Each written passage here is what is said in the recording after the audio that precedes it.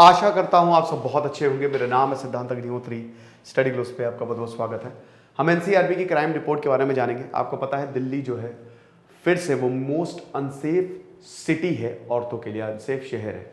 Safest Calcutta, दूसरी बार कलकत्ता ने top किया है। हम बात करेंगे दोस्तों, चलिए एनसीआरबी रिपोर्ट कैसे तैयार की जाती है, एक एक चीज़ हम देखेंगे।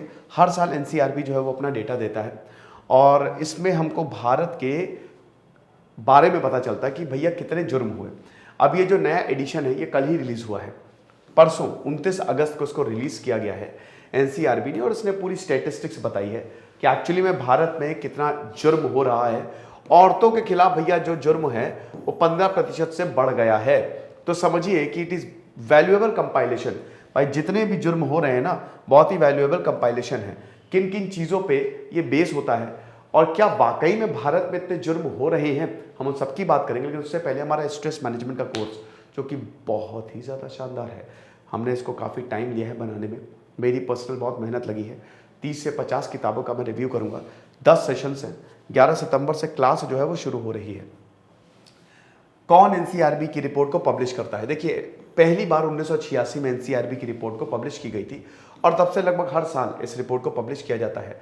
अब बात यह है कि इसका मतलब क्या है। भाई जितने भी क्राइम हो रहे हैं ना, आपको पता ही है ना कि पुलिस जो है law and order is a state subject, वो स्टेट सब्जेक्ट होता है। और आपको पता ही है कि एजुकेशन, हेल्थ और लॉ एंड ऑर्डर, ये तीन अगर किसी भी देश का अच्छा है तो समझ लीजिए वो राम राज्य अपने आप ही बन जाएगा। तो यहाँ पे अगर हम बात करते हैं तो ये 1986 में 1986 में इन्होंने शुरू किया और ये रिकॉर्ड रखते हैं। समझिए कि हमारे जो फिंगरप्रिंट्स, जो क्रिमिनल्स के फिंगरप्रिंट्स होते हैं ना, उनकी भी रजिस्ट्री मेंटेन करते हैं ये। और ये यूनियन मिनिस्ट्री के अंडर काम करते हैं, होम मिनिस्ट्री के अंडर काम करते हैं। अब ये कलेक्ट करते हैं। सबसे पहली बात तो भाई ये डेटा को इन्होंने कलेक्ट किया, किस एरिया में किस जगह पे कितना क्राइम हो रहा है ये इनके पास।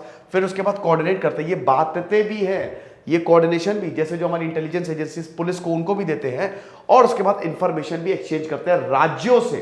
ठीक है, मान लो कोई क्राइम करके, कोई बलात्कार या मर्डर करके किसी राज्य से दूसरे राज्य में भाग गया, तो वहां पे भी इंफॉर्मेशन ये शेयर करेंगे। और इंटरनेशनल क्रिमिनल्स इंटरनेशनली भी ये जानकारी देते हैं कि भैया देखो ये हालात हैं, समझ रहे हो। तो ये चीज है। और फिर ये हमारा नेशनल वेयर हाउस भी है। वेयर हाउस क्या होता है? गोडाउन। ठीक है, तो जो क्रिमिनल्स फिंगरप्रिंट्स उनके लिए जाते हैं ना, वो भी ये मेंटेन करते हैं।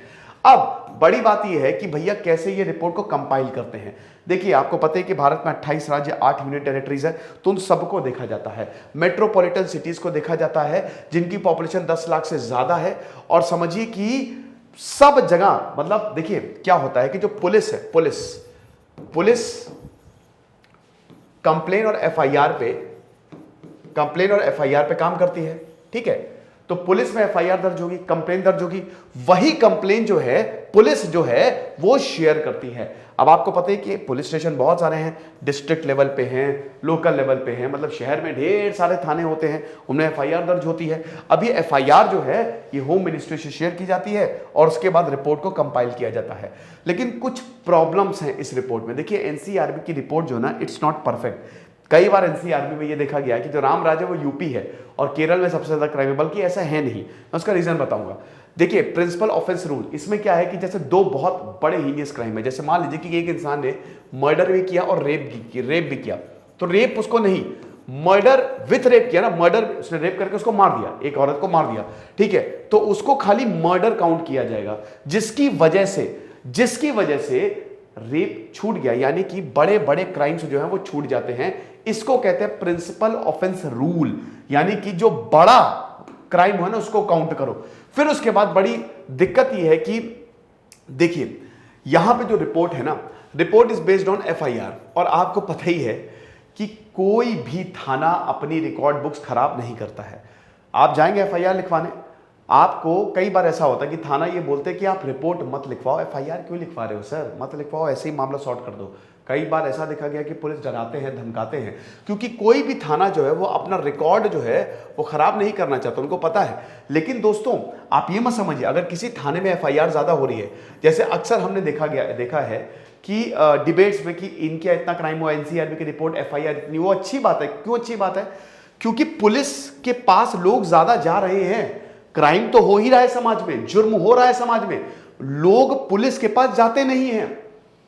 रेप में ही आप देख लीजिए ना कि, या वॉयलेंस अगेंस्ट वुमेन में अभी ठीक है, अभी आप डेटा देखेंगे कि बहुत सारा वॉयलेंस हुआ है, हिंसा हुई औरतों के खिलाफ, लेकिन ज्यादातर 90 से 80% केसेस तो रिपोर्ट ही नहीं होते हैं, अनरिपोर्टेड हैं। समझ रहे हो, उनकी एफआईआर ही नहीं है। तो ये बहुत बड़ी बात है, समझ रहे हो। तो इसीलिए भाई कई बार ऐसा होता है कि हम ये मिसअंडरस्टैंड कर लेते हैं कि जिसमें ज्यादा एफआईआर वो उतना बेकार राज्य, बल्कि ऐसा नहीं है। अगर एफआईआर हो रही है इसका मतलब लोग जो हैं वो फ्रेंडली हैं, वो पुलिस पे भरोसा कर रहे हैं, वहां पे एफआईआर है और उसका समाधान हो रहा है। बहुत ज्यादा एफआईआर भी डेंजरस होती है, इसका मतलब वो बहुत ज्यादा वहां पे क्राइम हो रहा है। ये तो पहला हो गया। फिर दूसरा पॉइंट ये हो गया कि कई बार हमको गैप्स देखने को मिलते हैं, लोकल लेवल पे गैप्स देखने को मिलते हैं, इनएफिशिएंसीज देखने को मिलती हैं। फिर आपको पता ही है कि पुलिस, पता हो बेटा आखिरी बार पुलिस का रिक्रूटमेंट कब आया था? पुलिस स्टेट सब्जेक्ट है ना, कब पुलिस की वांट्स निकली थी मुझे बताओ जरा। क्या सब इंस्पेक्टर या इंस्पेक्टर की वांट्स निकलती हैं? और अंडर स्टाफ्ड है, पुलिस भी अंडर स्टाफ्ड है। जहां पे अंडर स्टाफिंग होगी वहां पे दिक्कत तो होगा ही होगा। फिर उसके बाद यहां पे देखिए रजिस्टर्ड क्राइम, देखिए एक जैसे जगह है, वही मैंने बताया कि रजिस्टर्ड एक अलग चीज होगी, एक्चुअल क्राइम अलग चीज होगी।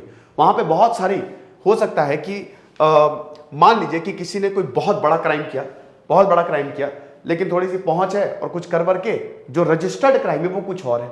फिर उसके बाद वही कि क्राइम ज्यादा है लेकिन रजिस्ट्रेशन क्राइम का कम है, और रजिस्ट्रेशन होगा एफआईआर के साथ, तो इसीलिए दिक्कत रहती है। और यही जो मैंने आपको बताया ना, ये दिक्कत है, इसीलिए पुलिस ने अब EFIR फैसिलिटी जो है वो लॉन्च की है। औरतों के लिए हेल्प डेस्क जो है वो लॉन्च किया, ऐसे बहुत सारे इनिशिएटिव जो हैं वो पुलिस ने लिए हैं। ठीक है, तो ये चीज है। अब फिर पॉपुलेशन, देखिए जो क्राइम है ना वो पॉपुलेशन पे, पर यूनिट पॉपुलेशन पे कैलकुलेट किया जाता है, लेकिन पॉपुलेशन तो लगातार बढ़ती जा रही है। हम 2011 के सेंसस को ले रहे हैं, अब उस समय तो पॉपुलेशन कम थी, अभी ज्यादा है। तो यानी कि जो रिपोर्टिंग हो रही है, जो एनसीआरबी की रिपोर्ट आ रही है, उसमें भी थोड़ा बहुत मतलब पॉपुलेशन को लेकर भी दिक्कत है कि क्या वाकई में इतने क्राइम्स हो रहे हैं, मतलब क्राइम्स ज्यादा हो रहे हैं, रिपोर्टिंग कम हो रही है। बात ये है, अब इसमें एनसीआरबी की कोई गलती नहीं है, जो डेटा मिलेगा उसी डेटा को वो कंपाइल कर देते हैं, सिंपल है। अब हम फाइंडिंग्स देखते हैं, major findings of the report क्या है। सबसे पहले तो जो क्राइम अगेंस्ट वुमेन्स हैं वो 15.3% से बढ़ गया है, 15% से बढ़ गया है। जो अभी डेटा रिलीज किया है, 4,28,278 केसेस रजिस्टर हुए हैं। पिछले साल 2020 में 3,71,503 केसेस रजिस्टर हुए थे। ठीक है, जो rate of crime against women है वो भी 56.5% से अभी 64.5% 2021 में बढ़ गया है। तो ये आप देख सकते हो काफी ज्यादा है, पर 1 लाख पॉपुलेशन पे, हर 1 लाख पे है ये टोटल है 15.3, और ये 1 लाख पॉपुलेशन पे इतना ज्यादा है। ठीक है, तो ये चीज है, यानी कि औरतों के खिलाफ क्राइम जो है वो बढ़ा है।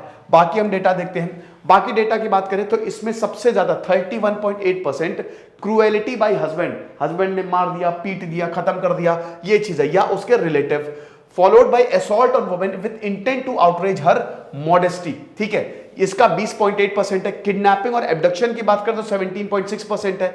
रेप की बात करें तो 7.4% है। तो ये चीज है, सबसे ज्यादा आपको आसाम में देखने को मिलेगा 168%, अच्छा लिखा तो है 168%। और उसके बाद स्टेट वाइज की बात करें तो ये हिसाब किताब है, आसाम 168%, उड़ीसा 137, हरियाणा 119, तेलंगाना 111 और राजस्थान 105। ये क्राइम अगेंस्ट वुमेन है, आप देख सकते हो। और इसमें आप देखो कि ये देखो केसेस इन 2019। अब चलो हम आसाम को ही लेके चलते हैं। ठीक है, ये 30,000 के करीब है, 30,000 के करीब है। अब देखो 2020 में ये थोड़ा सा कम हुआ, 2021 में ये 29,046, हालांकि कम तो हुआ है लेकिन फिर भी 168% पे आसाम जो है वो नंबर 1 पे है, सबसे ज्यादा है। फिर ये आप देख सकते हो, देखिए मैं अभी एनसीआरबी पे सेपरेट लेक्चर बनाऊंगा, एनसीआरबी की रिपोर्ट बहुत बड़ी होती है तो बनाएंगे, लेकिन अभी एक आप समरी देख लो। अब जो बच्चों के खिलाफ क्राइम है ना वो भी बड़ा है। देखिए 2020 में 2021 में लगभग 2,500 के करीब, तो क्राइम अगेंस्ट चिल्ड्रन भी बड़ा है। ठीक है ना, टोटल नंबर ऑफ क्राइम्स 2021 73,891 और 2020 82,875, ये थोड़ा सा कम हुए हैं। मर्डर में आप देख लीजिए, मर्डर 2021-2020 से कंपेयर कर लीजिए, अटेम्प्ट टू मर्डर आप कंपेयर कर लीजिए, रेप जो है वो आप कंपेयर कर लीजिए, एसिड अटैक्स को कंपेयर कर लीजिए। ठीक है, तो इसका स्क्रीनशॉट और इसकी जो पीपीटीएम है जो हमारे टेलीग्राम चैनल है ना स्टडी ग्लोस का, उस पर मैं आपको दे दूंगा, ठीक है, तो वो उसको ज्वाइन करिए। फिर ये क्राइम अगेंस्ट द चिल्ड्रन आप देख लीजिए, अब 2021 में आप देखिए यहां पे आइए, ठीक है, 2019, 2020 और 2021 7,029 क्राइम अगेंस्ट वुमेन। फिर आप देखिए 13,892 crime against elderly, total IPC crime, ये सब कुछ यहां पे दिया हुआ है। कहने का मतलब ये है कि अगर आप देखोगे तो 2020 से लेकर 2021 चीजें बढ़ गई हैं, ठीक है, चीजें बढ़ गई। कोविड-19 में बहुत ज्यादा थी, जब लॉकडाउन था तो बहुत ज्यादा थी। ये एक बहुत ही इंटरेस्टिंग चीज है। ये देखिए कि जो डेली वेज अर्नर का सुसाइड है वो 25% तक बढ़ गया है। देखिए ये कहां पे 2014 से आते आते अब ये सीधा यहां पे आ गया, यानी कि 25.06%। अब ये बहुत बड़ी बात है दोस्तों, क्योंकि देखिए नंबर ऑफ सुसाइड्स, अगर आप डेली वेज अर्नर्स की बात करें, जो लेबर होते हैं, जो दिहाड़ी पे काम करते हैं, वो ज्यादा हो गए हैं। टोटल सुसाइड्स 1,64,000 के करीब हैं, इसमें से 42,000 तो खाली डेली वेज अर्नर ने ही सुसाइड किया है। तो ये काफी ज्यादा चिंताजनक है, यानी कि रोजगार की भयानक कमी की वजह से या डिप्रेशन, क्योंकि देखिए उनको डेली बेसिस पर रोजगार मिलता है, इकोनॉमी की हालत बहुत अच्छी नहीं है, तो उस हिसाब से चीजें चल रही हैं, ठीक है। फिर उसके बाद ये देख सकते हैं आप क्राइम वेव की अगर बात करें तो 2019, 2020, 2021 का यहां पे दिया हुआ है, ठीक है। तो इसमें किडनैपिंग सबसे ज्यादा हो रही है, ठीक है, नहीं, क्राइम अगेंस्ट चिल्ड्रन सबसे ज्यादा हो रहे हैं यहाँ पे 2021 की में आप देख लीजिए कि 1.5 लाख के आसपास। देन उसके बाद फिर किडनैपिंग है, फिर रेप, मर्डर और रॉबरी, ओके। तो इसको आप आराम से कंपेयर कर लीजिएगा। अब ये सबसे इंपॉर्टेंट चार्ट है भाई, सबसे सेफ शहर है कलकत्ता।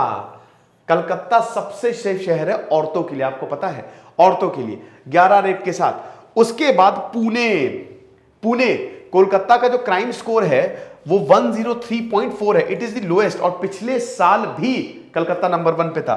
फिर पुणे है सेकंड नंबर पे 256.8, फिर हैदराबाद है, और कानपुर भी इस लिस्ट में आया है, क्या बात है, और बंगलुरु और मुंबई, ठीक है। ये आप देखो, अब यहां पे ये देखो कि दिल्ली का जो स्कोर है, Delhi it is the most unsafe city, 454 murder, attempt to murder 752, rape 1226, assault on women, यानी कि दिल्ली लगातार दूसरी बार it is most unsafe city for women, ठीक है।